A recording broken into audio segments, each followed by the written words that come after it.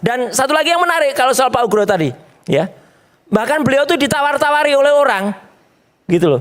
Pak Ugro, saya jadi kuasa hukumnya ya. Nanti Bapak akan saya hina-hina lagi, karena saya juga pernah memecat klien saya.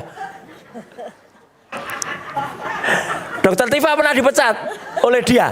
Dan dia sekarang nawari Pak Ugro. Pak Al-Katiri juga pernah dipecat. Siapa dia? Tentu teman-teman tahu lah. Ya, yang nyinyir sekali. Ya. Mas Roy, saya juga dipecat. Nah, itu juga dipecat.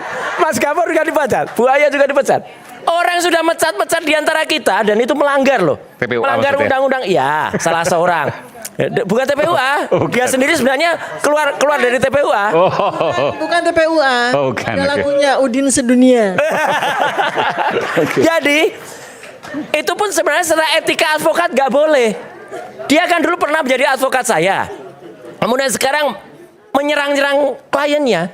Itu nggak boleh itu. Ya kayak gitu. Masa dia nggak ngerti? Tapi udahlah, biarin aja ke laut aja nanti. Oke, makasih Mas Roy, kita bertahan. Oke, silakan Dokter Tifa. Ya, jadi karena tadi ada satu sekelumit peristiwa yang sangat penting yang udah disinggung soal pecat memecat, ini saya perlu klarifikasi. Jadi saya pernah menjadi klien dari seseorang yang lagunya Udin Sedunia gitu ya. Di awal-awal kasus ini ya.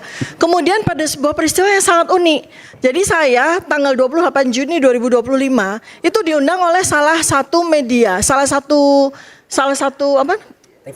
TV begitu ya, sebut saja ILC ya, saya diundang. Nah pada waktu itu saya sedang ujian pendadaraan S3 saya, melihat waktunya nggak mungkin saya hadir.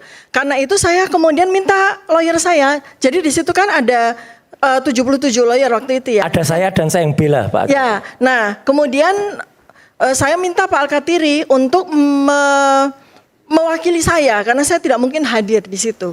Nah, Pak Al-Katiri hadir dan membuat sesuatu yang spektakuler, yaitu identik sama identik itu bukan berarti asli itu ya di situ ya. Anda bisa lihat rekamannya.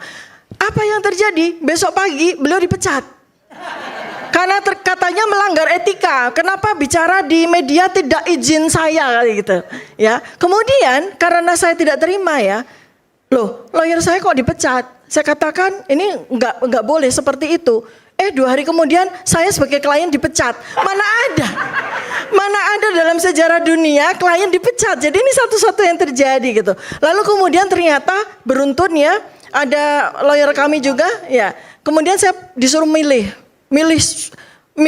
dia atau milih Pak Al-Katiri ya. Tentu saja saya milih beliau ahli pidana undang-undang ITE. Mengapa saya tidak memilih beliau ya gitu. Jadi itu cerita itu saya baru pertama kali ini saya melakukan klarifikasi.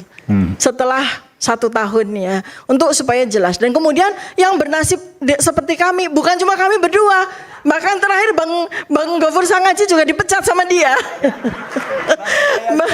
Baik ya, nah jadi itu clarified dan ada saksinya, WA di mana kami dipecat juga kami masih simpan ya. Tentu saja mestinya ikatan advokat juga perlu mengetahui tentang tindak yang tidak etis tersebut gitu ya.